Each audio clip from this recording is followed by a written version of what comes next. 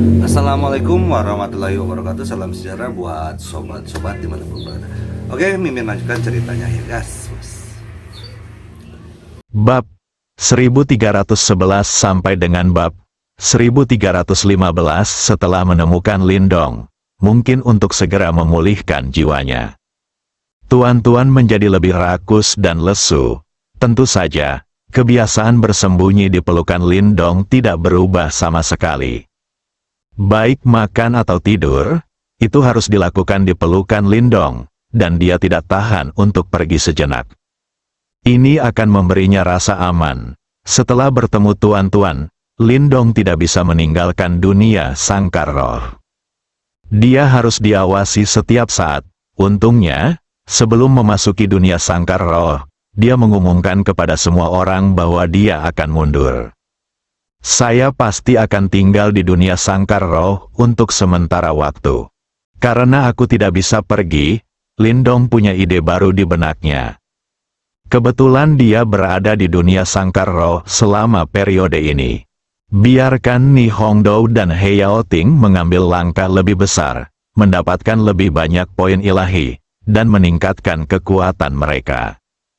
Hanya setelah tuan-tuan mendapatkan kembali ingatannya, dia akan memiliki cukup kekuatan untuk membantunya. Untuk mencegah gadis kecil ini dianiaya lagi, saat ini, Lindong sudah menganggap orang yang terluka itu sebagai musuhnya. Tidak peduli seberapa kuat atau kuat lawannya, jika dia berani menyakiti tuan-tuan, dia sudah berada di sisi berlawanan dari Lindong. Dia masih tidak percaya. Setelah mencapai level Kaisar Surgawi, tidak bisakah dia tetap tidak mampu menghadapinya? Satu tingkat Kaisar Langit saja tidak cukup. Bagaimana dengan puluhan atau bahkan ratusan Kaisar Langit? Teknik cloning juga bukan vegetarian. Level kelima bisa memanggil 27 klon. Tapi bagaimana dengan level ke-6? Bagaimana dengan tingkat ke-7? Ratusan klon tingkat Kaisar Surgawi dikirim bersama. Siapa yang tidak takut di Linglan Domain? Tetapi semua ini harus didasarkan pada memiliki poin ketuhanan yang cukup. Poin Senhao tidak cukup, belum lagi meningkatkan teknik klon, bahkan meningkatkan kekuatan saja tidak cukup. Lindong merasa tak berdaya menghadapi hal ini. Meskipun dia telah memasuki alam kekaisaran, dia masih tidak bisa bersantai dan harus terus bekerja keras untuk mendapatkan poin ilahi. Dia akhirnya mengerti, jika Anda ingin hidup bebas dan melindungi diri sendiri dan orang di sekitar Anda dari bahaya, Anda harus berdiri di puncak piramida. Jika tidak, apapun yang Anda lakukan, Anda akan tetap terkekang. Setelah memastikan rencananya, Lindong membiarkan Ni Hongdou dan He Yaoting bekerja dengan bebas. Jangan takut menyinggung perasaan orang. Manfaatkan waktu untuk mengumpulkan harta karun dan membeli real estate. Semakin banyak semakin meriah. Faktanya, baik Ni Hongdou maupun He Yaoting tidak memahami alasan Lindong melakukan ini. Ada segunung harta karun untuk dimakan orang tuan-tuan, dan itu tidak bisa dimakan dalam waktu singkat. Apa gunanya membeli begitu banyak harta dengan harga tinggi? Apakah hanya sekedar ditahan dan menunggu harga naik baru dijual? Jelas tidak. Mereka berdua tahu bahwa tuan muda mereka bukanlah orang yang peduli dengan uang. Kalau tidak, mustahil mempercayakan dana sebesar itu kepada pengelolaannya. Lagi pula harganya sekarang paling tinggi, masih bisa naik. Saya khawatir ini sulit. Tunggu hingga harta karun dari kota tingkat pertama dan kedua mengalir ke kota utama dalam jumlah banyak. Harga pasti akan turun, tidak mungkin untuk terus meningkat tanpa henti. Namun ini bukanlah hal yang perlu dikhawatirkan oleh mereka berdua. Apapun yang Tuan Muda katakan, mereka bisa melakukan apapun yang mereka mau. Dengan instruksi Lindong, keduanya secara alami akan berusaha sekuat tenaga. Kenaikan harga kembali menaikkan harga harta karun di kota Ember dengan selisih yang besar. Poin Senhao Lindong juga mulai meningkat perlahan, mengantarkan gelombang puncak. Setengah bulan kemudian, Kota Ember, zona Advent. Seorang pria muda keluar. Begitu dia meninggalkan area pendaratan, banyak orang segera berkumpul di sekelilingnya. Kepala pelayan berteriak dengan hormat, "Tuan muda ketujuh." Ya, lalu teruslah berjalan ke depan. Orang-orang di belakang segera mengikuti. "Tuan muda ketujuh, tuan ketiga ingin Anda kembali dulu." Pengurus rumah tangga menyusul dan berkata, "Aku tahu, aku akan kembali lagi nanti." Pemuda itu berkata dengan santai. "Tetapi tuan tujuh, tuan ketiga sedang menunggumu. Paman ketiga sedang menungguku." "Oke, saya mengerti, saya akan segera kembali." Butuh banyak usaha untuk memasuki dunia sangkar roh, tapi saya belum sempat menikmatinya. Aneh rasanya dia berada dalam suasana hati yang baik setelah diceramahi oleh paman ketiganya lagi. Tapi dia benar-benar tidak bisa melanggar perintah paman ketiganya, Cao Yongliang. Itu adalah orang yang menduduki peringkat tinggi di keluarga Cao. Jika Cao Yongliang tidak menyukainya, kemudian hari-hari baiknya berakhir. Pemuda itu berjalan menuju markas keluarga Cao, diikuti oleh pengurus rumah tangga tua. 3 hari lagi berlalu. Ni Hongdou dan He Yaoting berulang kali menaikkan harga harta karun kota Ember, dan akhirnya menimbulkan masalah besar. Bahkan jika Xiao Jinlong menyapa, itu tidak ada gunanya. Karena yang terlibat kali ini adalah keluarga Cao, salah satu dari 3 keluarga besar di kota Ember. 3 keluarga besar, Miao, Cao, dan Wei, secara bergiliran bertanggung jawab atas kota Ember. Mereka semua adalah kekuatan teratas di domain Linglan di dunia nyata. Orang kuat dengan setengah langkah menuju alam kekaisaran bertanggung jawab. Di hadapan keluarga yang begitu kuat, status Xiao Jinlong sebagai kapten tim penegakan hukum kota Ember tampaknya tidak memadai. Untuk kekuatan seperti keluarga Cao, sebagai gambaran, Anda adalah kapten tim penegakan hukum kota Ember.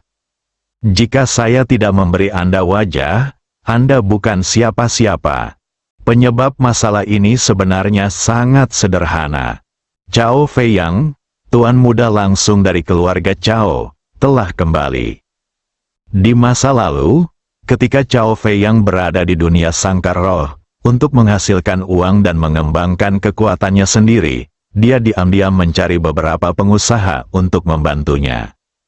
Di bawah panji keluarga Cao, para pengusaha ini bertindak tidak bermoral dan arogan di dunia sangkar roh, membeli dan menjual dengan paksa. Ini terkenal di kawasan bisnis kota Ember. Sebagian besar keuntungan yang didapat diambil oleh Cao Feiyang, dan dia hanya bisa minum sup. Kemudian, Cao Feiyang dipanggil oleh keluarganya, meninggalkan dunia sangkar roh, dan kembali ke dunia nyata. Kelompok pengusaha itu mulai bersikap low profile. Awalnya, beberapa hal yang mereka lakukan adalah merusak reputasi keluarga Cao. Dengan kepergian Cao Feiyang, tentu saja tidak ada seorang pun di keluarga Cao yang akan terus melindungi mereka. Akibatnya, Cao Feiyang tiba-tiba kembali. "Saya mendengar seseorang mencoba mencuri bisnis saya di Ember City. Akibatnya, rakyatnya tidak menghasilkan uang akhir-akhir ini, jadi apa gunanya? Jadi bagaimana jika Xiao Jinlong adalah pendukungmu?" Di depan Cao Feiyang, Xiao Jinlong menyerah, jadi konflik terjadi begitu saja. Cao Feiyang adalah seorang guru yang arogan dan mendominasi. Dengan keluarga Cao, penguasa tertinggi di wilayah Linglan, dia tidak akan menahan diri sama sekali. Mengetahui bahwa seseorang terus-menerus menaikkan harga harta karun di kota Ember, Cao Feiyang langsung membawa orang ke pintu. "Beranikah kamu menyentuh kue Cao Feiyang? Ini seperti menyalakan lentera di toilet dan mencari kematian." Kota Ember, lokasi pusat, di depan Paviliun Jinbao, sejumlah besar orang mengepung tempat itu. Dan, Paviliun Jinbao adalah toko yang dibuka oleh He Yaoting di kota Ember. Itu juga merupakan sumber utama bagi Lindong untuk mendapatkan poin ilahi. Tuan Muda ketujuh, Anda adalah bos dari Paviliun Harta Karun. Selama ketidakhadiran Anda terus-menerus menaikkan harga harta karun, hampir mengambil alih 80% sahamnya. Kami bahkan tidak mendapat untung. Seorang pria berperut buncit pengusaha itu mengeluh kepada Cao Fei Yang. Ya, Tuan Muda ketujuh, harga yang ditawarkan oleh Paviliun Jinbao terlalu tinggi. Bos yang memiliki harta untuk dijual hampir semuanya lari ke sini. Selain itu, Kapten Xiao menyapa, bukannya kami tidak kompeten, tapi memang tidak ada yang bisa kami lakukan. Tolong minta Tuan Muda ketujuh untuk membuat keputusan untuk kami. Sekelompok pengusaha mulai menangis. Cao Fei Yang melihat ke pintu Paviliun Zhenbao di depan dan mencibir. Jangan khawatir, sekarang setelah aku kembali, tidak ada seorang pun di kota Ember yang berani menyentuh kueku. Segala kehilanganmu akan berlipat ganda. Sungguh makhluk hidup adalah untuk orang luar belaka. Saya menjadi tidak sabar. Saat dia berbicara, beberapa orang keluar dari Paviliun Zhenbao. Pemimpinnya tidak lain adalah He Yaoting. Jika ada yang menghalangi pintu, tentu dia harus keluar. Ini adalah pertama kalinya saya menghadapi situasi ini setelah sekian lama datang ke kota Ember. He Yaoting tidak panik. Saya baru saja menghubungi Tuan Muda. Lakukan saja urusanmu dengan baik, dan semua masalah lainnya akan diselesaikan oleh Tuan Muda. Jika Tuan Muda sedang mengasingkan diri, He Yaoting mungkin akan sedikit gugup. Namun, sejak Tuan-Tuan muncul, Tuan Muda tidak punya waktu untuk mundur. Aku ingin tahu siapa kamu, apa yang kamu lakukan di Paviliun Zhenbao, He Yaoting yang pertama bertanya. Apakah kamu bosnya di sini? Cao Fei yang bertanya.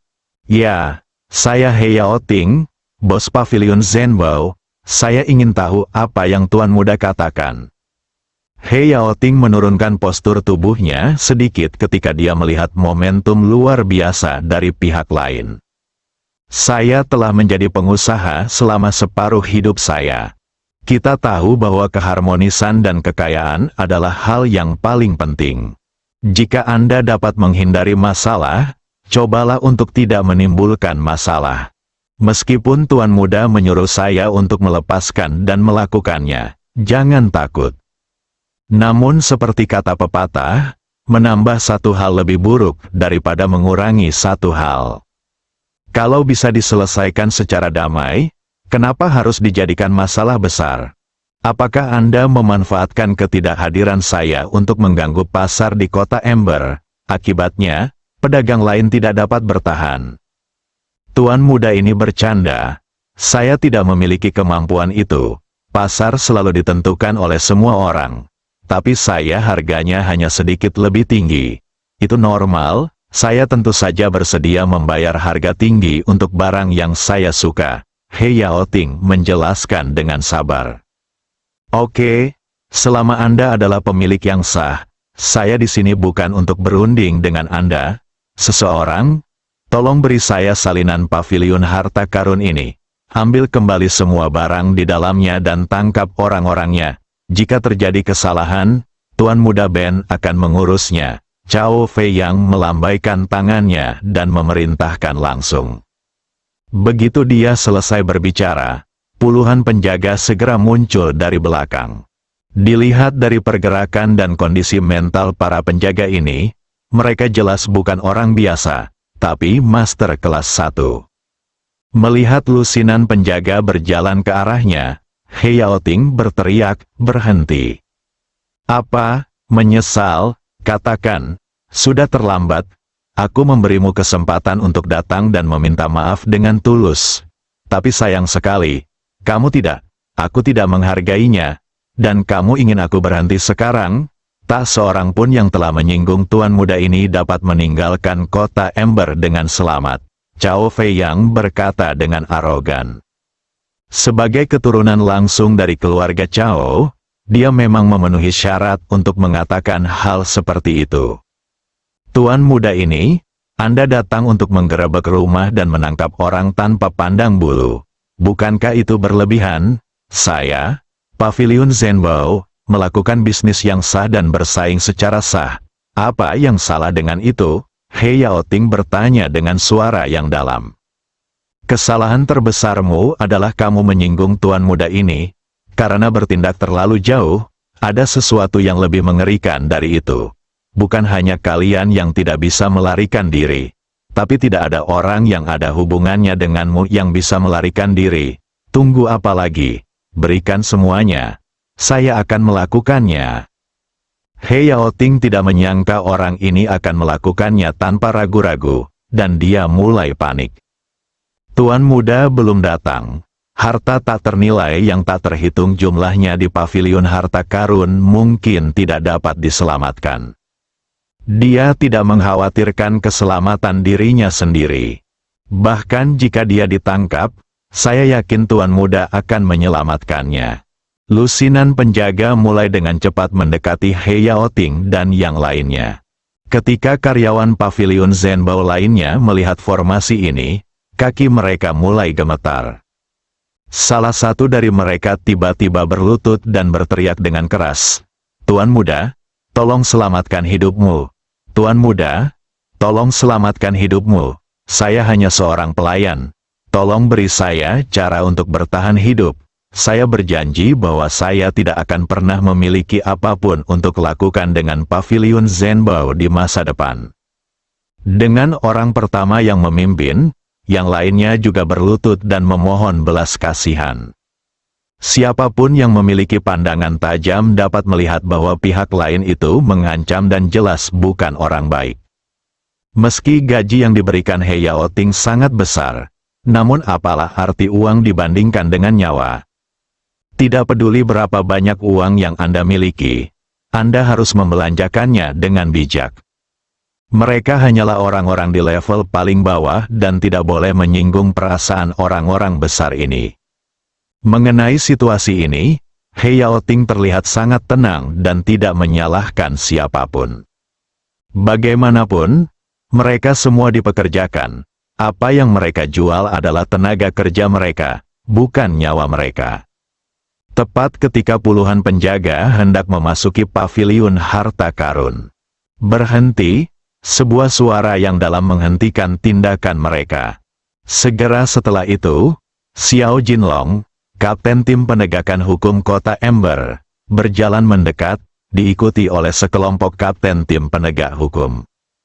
Tim penegak hukum adalah tim yang menjaga ketertiban di kota Ember. Dimanapun ada konflik di kota Ember, disitulah konflik terjadi. Kecuali 3 keluarga besar. Setiap orang harus memberikan 3 butir mie tipis. Namun, jika beruntung, orang yang menyebabkan masalah tersebut kebetulan adalah keturunan langsung dari keluarga Cao, salah satu dari 3 keluarga besar. Dia adalah seseorang yang bisa menghindari memberikan wajah Xiao Jinlong. Ketika He Yaoting melihat Xiao Jinlong tiba, saraf tegangnya langsung mengendur.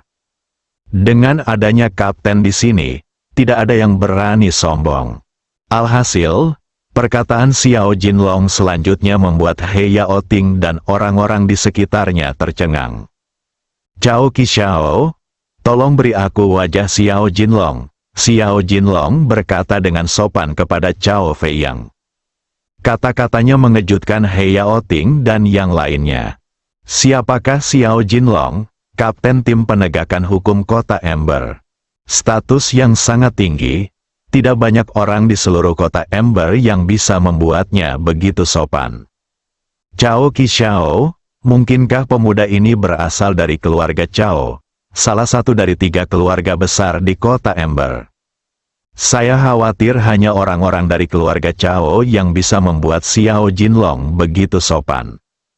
Berikan wajahmu, Xiao Jinlong, kamu pikir kamu ini siapa? Apakah menurutmu statusmu sebagai kapten tim penegak hukum itu luar biasa?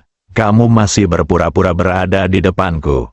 Cao Feiyang memandang Xiao Jinlong dengan cibiran di wajahnya.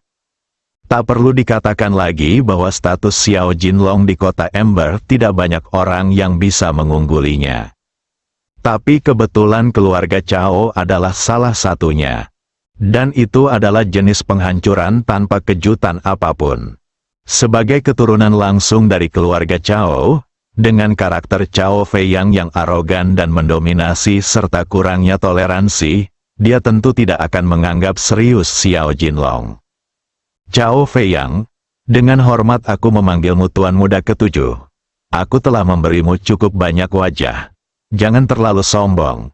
Jika masalah ini menjadi terlalu besar, tidak akan ada gunanya bagi siapapun. Pada akhirnya, kedua belah pihak akan menderita. Xiao Jinlong mengerutkan kening. Dia tidak meragukan identitas Lindong. Di belakang kedua orang ini berdiri kekuatan utama di wilayah Linglan. Perbedaannya adalah, meski Cao Feiyang merupakan keturunan langsung dari keluarga Cao dan memiliki status terhormat, ia hanyalah seorang playboy dan tidak mendapat perhatian dari keluarga Cao. Lindong adalah penerus yang diam-diam dikembangkan oleh kekuatan di belakangnya. Keduanya memiliki tingkat latar belakang yang sama, namun masih terdapat kesenjangan tertentu di antara keduanya. Dan seiring berjalannya waktu, kesenjangan tersebut akan semakin lebar. Ketika Lindong mengambil alih kekuasaan di belakangnya di masa depan, kesenjangan antara keduanya akan sangat besar sehingga dapat dikatakan bahwa mereka adalah satu di langit dan satu lagi di tanah. Xiao Jinlong telah menjalin hubungan baik dengan Lindong, jadi dia tentu ingin membantu Lindong. Bahkan jika itu menyinggung Cao Feiyang, dia tidak akan ragu. Oh, Xiao Jinlong, kamu sangat berani, bukan? Jika keadaan menjadi terlalu besar, itu tidak akan baik bagi siapapun. Mengapa kamu tidak memberitahuku apa yang buruk bagiku? Selain Miao dan Wei keluarga di kota Ember, ada juga siapa yang berani melawan keluarga Cao-ku? Jangan bilang padaku bahwa keluarga Miao dan Wei berada di belakang pavilion Zhenbo. Cao Feiyang berkata dengan nada menghina. Sebelum mengambil tindakan, dia telah mengetahui latar belakang pavilion Zhenbo. Dia hanyalah orang luar. Mengapa kita harus kehilangan kedua sisi diri kita sendiri? Cao Feiyang, seperti kata pepatah, jika kamu sering berjalan di tepi sungai, sepatumu tidak akan pernah basah. Kamu selalu sombong dan mendominasi. Dan suatu saat kamu akan terkena pelat besi.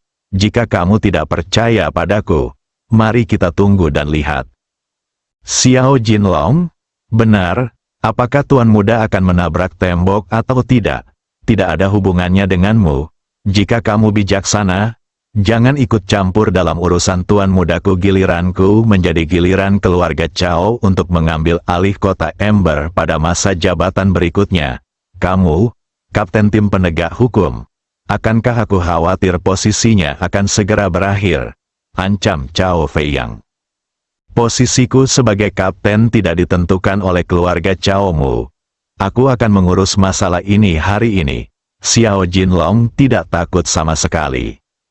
Xiao Jinlong, sepertinya kamu bertekad untuk menjadi musuh Tuan Muda ini.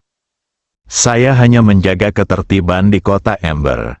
Ini adalah tugas saya sebagai kapten tim penegakan hukum kota Ember. Cao Feiyang tertawa terbahak-bahak.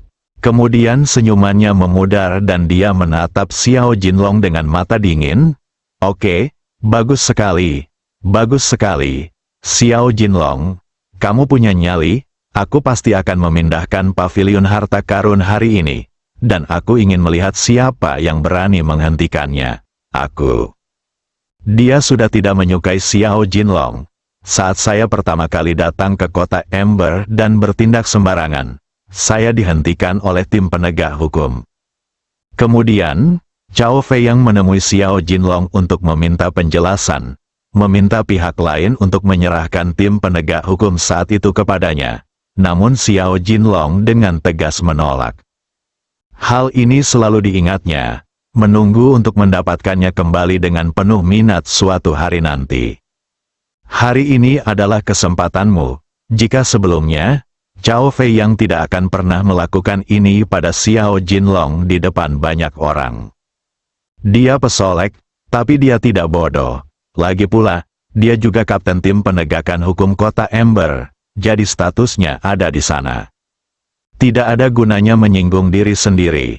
Tapi kali ini, Chao Fei Yang tidak akan mundur. Belum lama ini, dia menerima perintah dari keluarganya untuk meninggalkan dunia sangkar roh dan kembali ke domain Linglan. Kali ini saya keluar untuk mengatur pernikahan untuknya. Hanya pernikahan, kuncinya adalah pasangan nikah, yang Chao Fei Yang tidak tega melihatnya. Seorang pria gemuk bertubuh besar dengan berat 5 hingga 600 pon. Wajahnya penuh daging dan dia tahu cara makan sepanjang hari. Pertama kali Chao Fei Yang melihatnya, dia hampir muntah. Belakangan tentu saja dia menolak dengan tegas dan membantah dengan alasan yang masuk akal. Namun, ketika anggota keluarga senior telah memutuskan sesuatu, bagaimana dia, anggota klan langsung yang tidak dianggap serius, bisa menolak? Yang diinginkan kedua kekuatan adalah tingkat hubungan pernikahan seperti ini. Apakah kedua belah pihak menyetujui pernikahan tersebut tidak termasuk dalam pertimbangan mereka? Sederhananya, ini terkait dengan kerjasama masa depan antara dua kekuatan besar, dan Anda harus setuju meskipun Anda tidak setuju. Inilah tragedi dilahirkan dalam keluarga besar. Jika Chao Fei Yang cukup berbakat dan layak untuk dikembangkan, dia tidak akan berakhir dalam situasi ini. Kalaupun mereka menikah, mereka akan mencarikannya pasangan yang baik dalam segala aspek. Sayangnya Chao Fei Yang hanyalah seorang pria. Satu-satunya yang bisa digunakan adalah identitasnya sebagai keturunan langsung.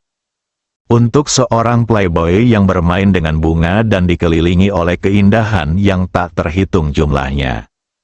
Saya akan tidur dengan wanita seperti itu di masa depan, dan bahkan menikah dan punya anak. Chao Fei Yang tidak bisa menerimanya apapun yang terjadi. Akibatnya, dia dipenjara oleh keluarganya. Jika Anda tidak dapat memahaminya, jangan keluar. Di ruangan gelap yang luasnya hanya beberapa meter persegi, orang makan, minum, buang air besar, dan tidur di dalamnya. Setelah bertahan selama seminggu, Chao Fei Yang tidak tahan lagi, dan akhirnya tidak punya pilihan selain berkompromi dan menyetujui pernikahan tersebut. Dia tahu di dalam hatinya bahwa jika dia tidak setuju, dia tidak akan pernah berpikir untuk pergi keluar selama sisa hidupnya. Mungkin para petinggi keluarga juga merasa malu pada Chao Fei Yang dan memberinya banyak keistimewaan. Chao Fei Yang, yang menerima hak istimewa tersebut, segera mulai menikmatinya dengan tidak sabar. Tanpa diduga, tunangannya, yang beratnya 5 hingga 600 pon, datang dan ingin tinggal bersamanya. Chao Fei Yang hampir menjadi gila. Anda tidak boleh memprovokasi dia, dan Anda tidak bisa bersembunyi darinya. Tidak ada pilihan lain selain memasuki dunia sangkar roh. Moodnya sudah buruk, tidak ada tempat untuk melampiaskan amarahnya. Paviliun Zhenbao terkena pistol, jadi kali ini, Chao Fei Yang tidak siap melepaskan Xiao Jinlong. Keluarga yang dinikahinya tidak lebih lemah dari keluarga Chao. Chao Fei Yang mengetahui nilainya sendiri. Dia hanyalah kapten tim penegak hukum di kota utama alam sangkar roh. Dia bukan siapa-siapa di depan keluarga Chao. Chao Fei Yang, aku menyampaikan kata-kataku di sini hari ini. Selama aku, Xiao Jinlong, ada di sini, kamu tidak dapat melakukan kesalahan apapun. Gelombang besar tangannya. Kapten tim penegak hukum yang mengikuti di belakang mereka semua mengambil tindakan dan segera berdiri berbaris di depan paviliun Zhenbao untuk memblokir penjaga keluarga Chao. Mereka yang bisa menjadi kapten tim penegak hukum adalah yang terbaik dari yang terbaik. Para penjaga di sekitar Chao Fei Yang benar-benar bukan tandingannya. Toh dia hanyalah keturunan langsung yang tidak dianggap serius. Tidak ada bandingannya dengan keturunan langsung dari keluarga Cao yang berbakat dan dilatih sebagai ahli waris. Xiao Jinlong, kamu yang meminta ini, kamu berani bertingkah liar di depan keluarga Cao-ku. Betapa beraninya kamu. Hari ini aku akan memberitahumu bahwa di mata keluarga Cao-ku, kamu hanyalah seekor semut. Tersenyum jahat dan berkata ambil tindakan. Dia tahu bahwa orang-orang yang dipimpinnya bukanlah tandingan tim penegak hukum. Tetapi dia tidak percaya Xiao Jinlong berani mengambil tindakan. Selama Xiao Jinlong menyakiti seseorang dari keluarga Cao, tugasnya sebagai kapten tim penegak hukum akan berakhir. Tidak hanya itu, Anda harus mempertaruhkan hidup Anda sendiri. Tepat saat Cao Feiyang hendak mengambil tindakan, kemunculan sebuah suara membuat bulu kuduknya berdiri. Feiyang, ternyata kamu ada di sini dan aku kesulitan mencarimu. Suara ini terlalu familiar bagi Cao Feiyang.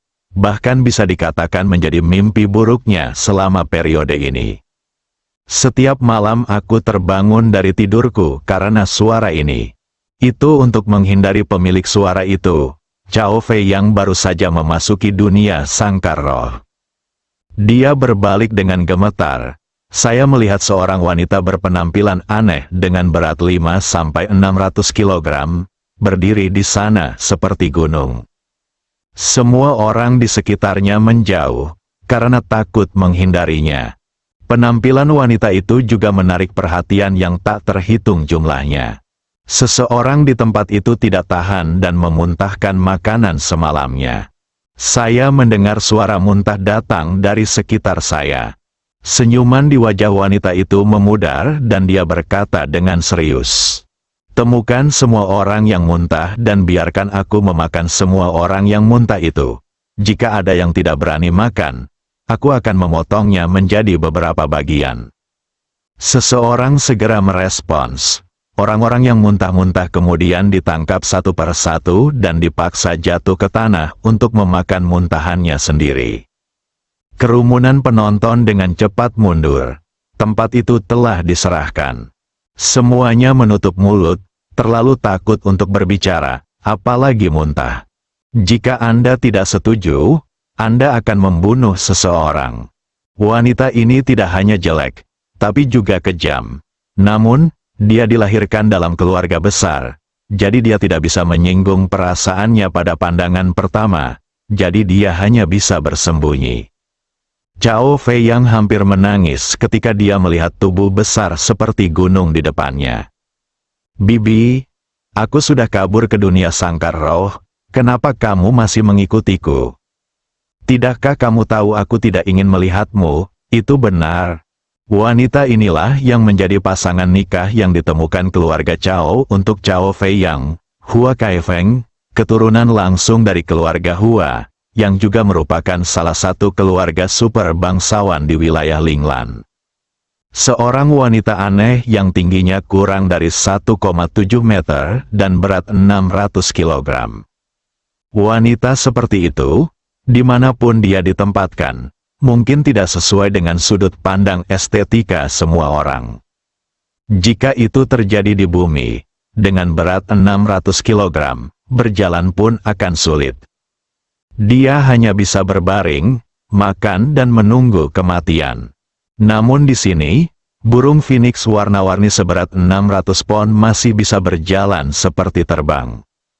Beratnya tidak mempengaruhi kecepatannya sama sekali. Orang-orang di sekitar yang muntah karena melihat Hua Kaifeng didorong ke tanah oleh penjaga keluarga Hua dan memakan muntahannya sendiri.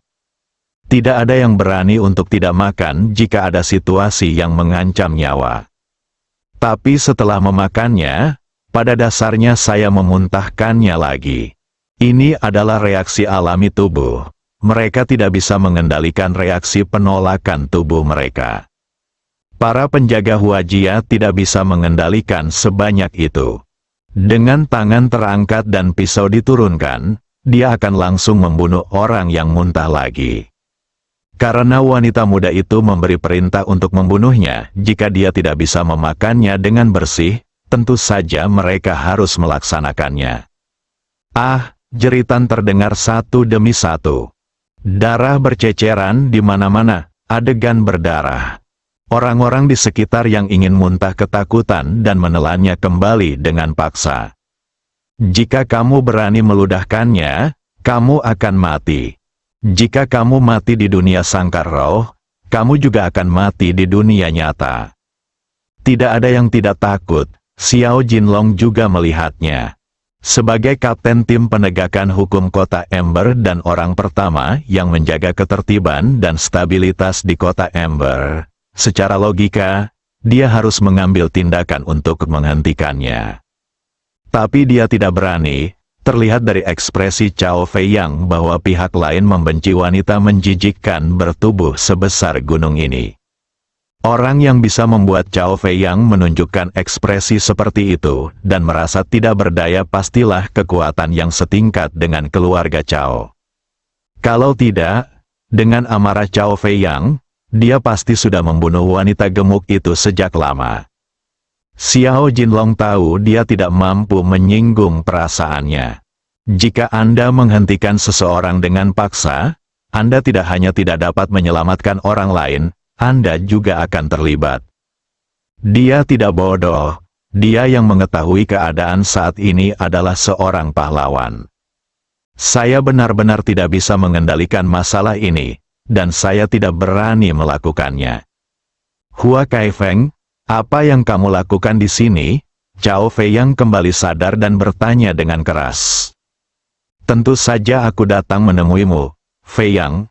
Kita sudah bertunangan, dan kamu adalah tunanganku sekarang. Bukankah aku harus datang menemuimu?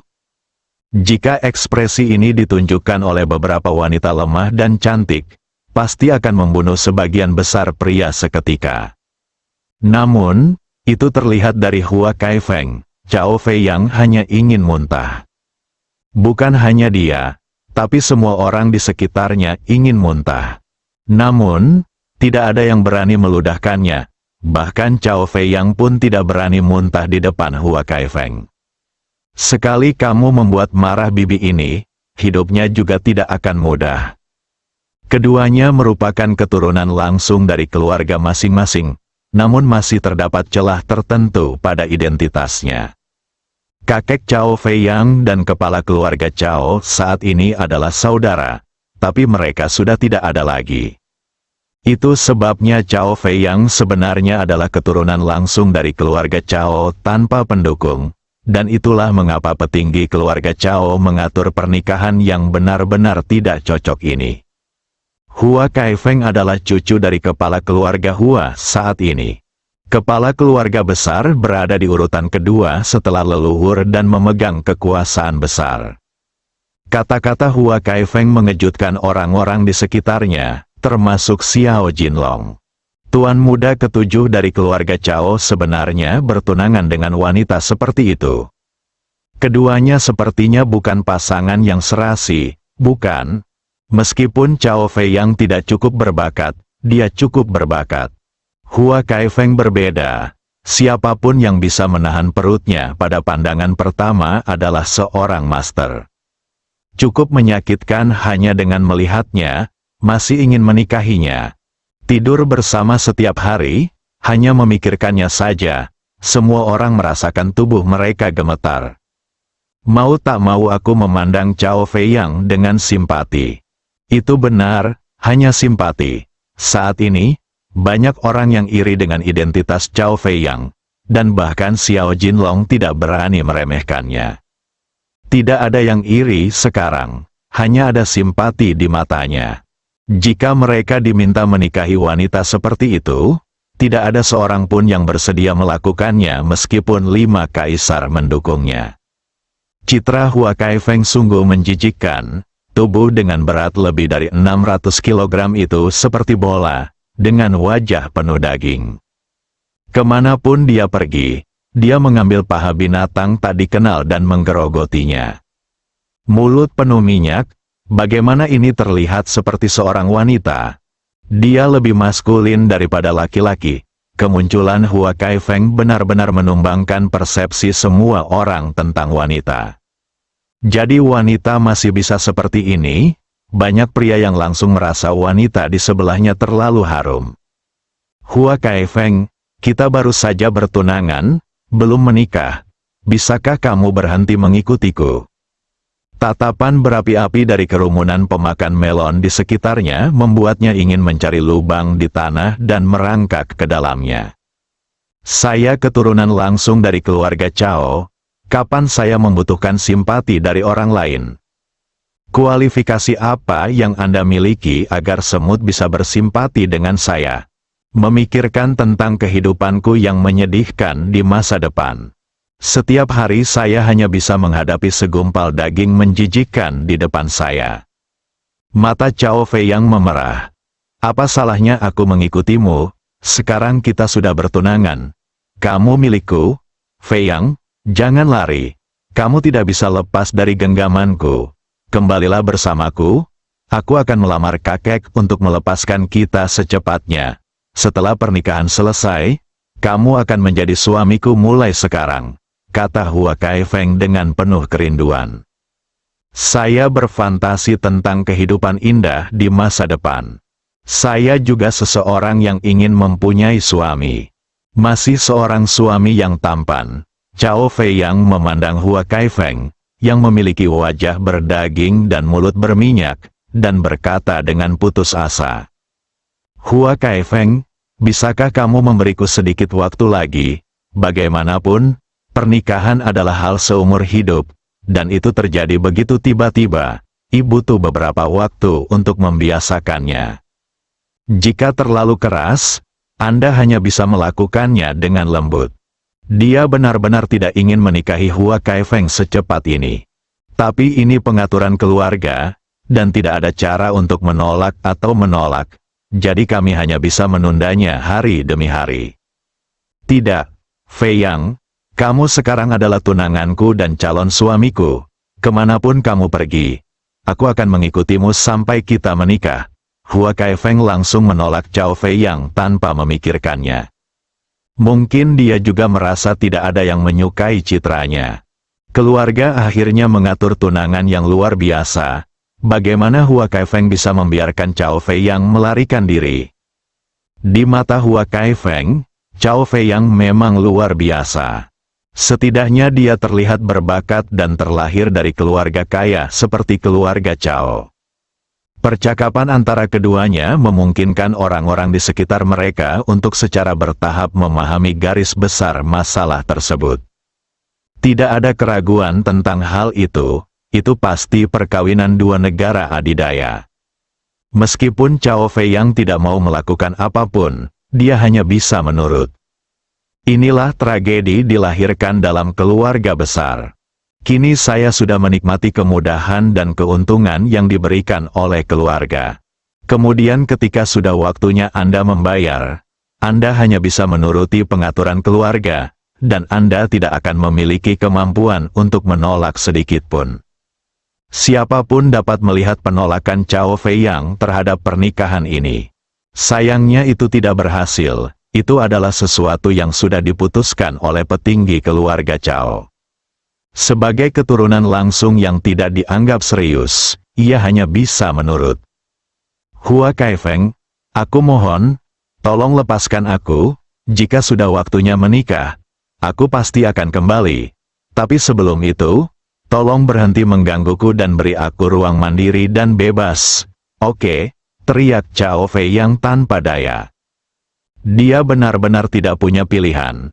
Anda tidak boleh menyinggung perasaannya, dan Anda tidak bisa bersembunyi darinya.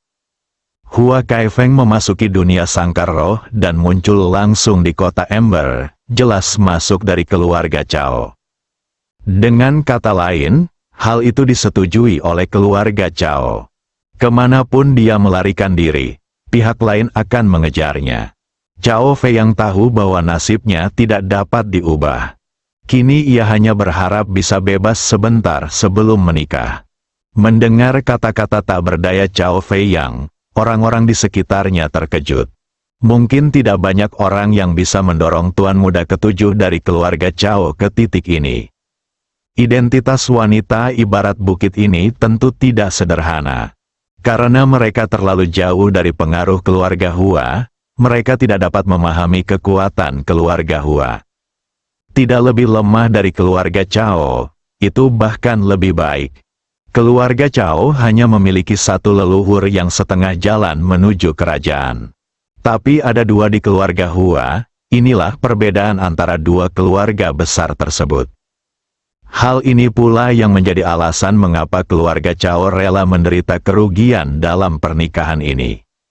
Hanya seorang wanita seperti Hua Kaifeng, jika bukan karena pernikahan keluarga, tidak ada pria yang mau menikahinya. Kecuali jika bunganya kuat untuk digunakan di rumah. Fei Yang, berhentilah melawan dan ikuti aku. Aku, Hua Kaifeng, tidak akan pernah memperlakukanmu dengan buruk di masa depan. Hua Kaifeng tidak tergerak sama sekali. Dia memutuskan hari ini untuk mengikuti Cao Fei Yang. Tentu saja, Cao Fei Yang tidak akan menyerah begitu saja. Keduanya saling tawar-menawar kata demi kata.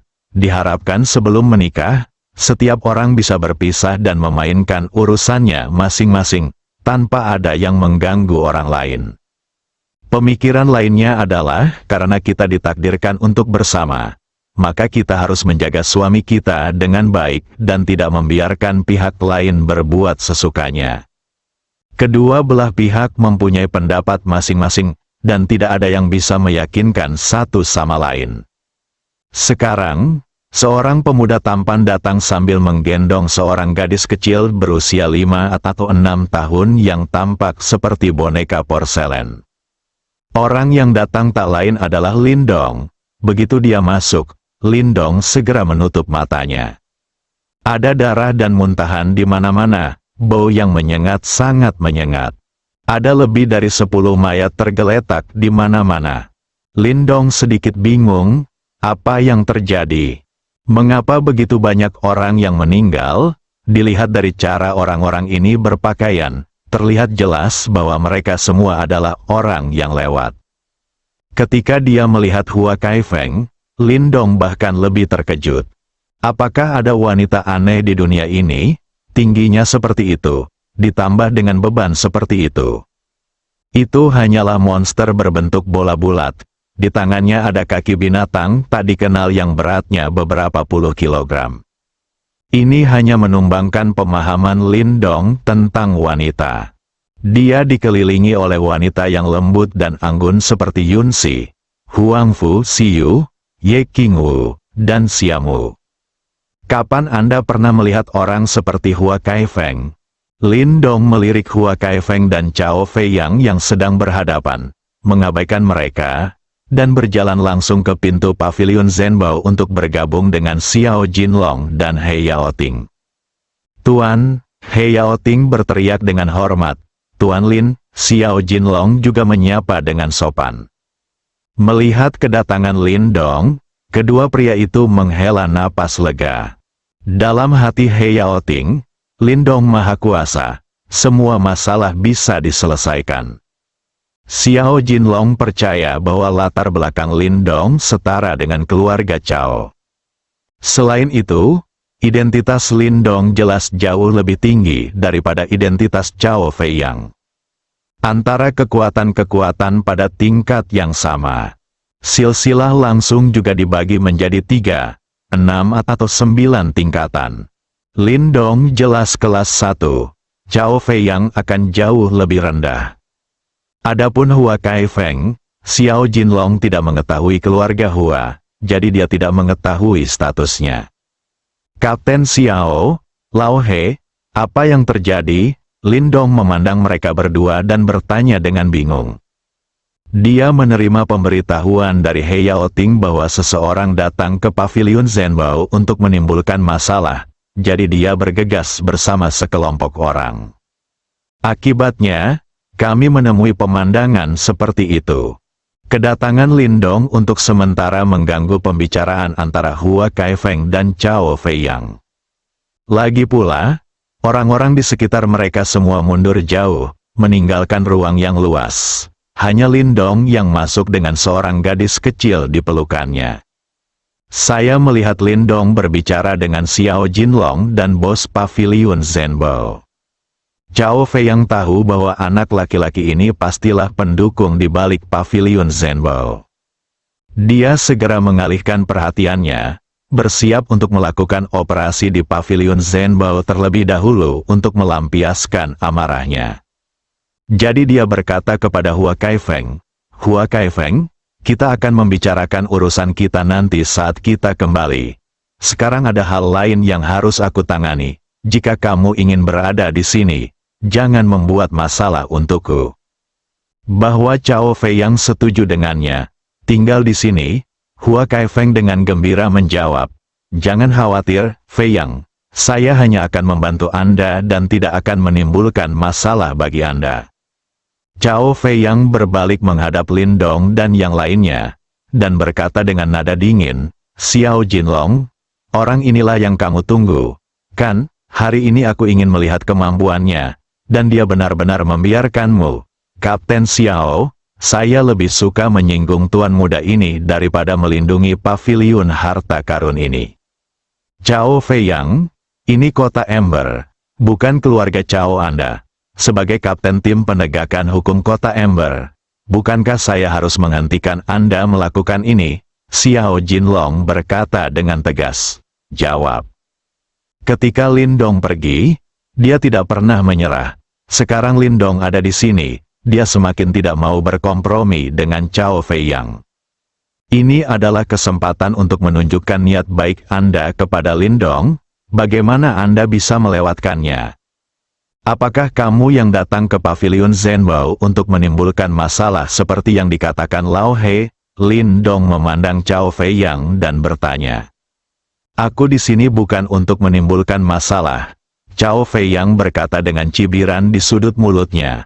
"Aku di sini untuk menyita keluarga dan memusnahkan klan." "Hanya kamu? Rumah siapa ini? Klan siapa? Apakah itu untuk dihancurkan?" Lindong tampak menghina. Beraninya seorang playboy bertingkah liar di hadapannya. Pada saat ini, Tuan-tuan tiba-tiba melepaskan diri dari tangan Lindong yang menutupi matanya dan menoleh untuk melihat dengan rasa ingin tahu. Saat dia melihat Hua Kaifeng berdiri bersama Cao Fei Yang, dia langsung berteriak, "Wow, besar sekali." Wajah Hua Kaifeng langsung menjadi sangat jelek. Gadis sialan ini sebenarnya bilang dia adalah sebuah bola. Padahal yang dikatakan orang lain itu ada benarnya. Tapi bagaimana Hua Kaifeng bisa mengakuinya? Dia paling takut orang lain membicarakan kekurangannya. "Gadis sialan, menurutmu siapa bolanya? Biarkan aku merobek mulutmu." Hua Kaifeng sangat marah. "Wow, kamu punya tangan dan kaki. Dan kamu juga bisa bicara. Apakah kamu seorang pesepak bola? Kamu jelek sekali. Aku belum pernah melihat orang sejelek kamu." Gadis kecil itu tampak terkejut. Perkataannya langsung menyentuh hati orang-orang di sekitarnya. Semua orang menutup mulutnya dan ingin tertawa, tetapi tidak berani. "Pemain bola," kata sifat ini sangat tepat. Tentu saja, kata-kata tuan-tuan juga sangat menyinggung perasaan Hua Kaifeng. "Ayo, bawa gadis mati ini kepadaku. Aku akan merobek mulutnya dengan tanganku sendiri, menghancurkan wajahnya, dan membuatnya tidak bisa hidup atau mati mulai sekarang." Hua Kaifeng berteriak dengan gila. "Ya, Nona." Penjaga keluarga Hua yang bersembunyi di tengah kerumunan segera mengambil tindakan. Bersambung.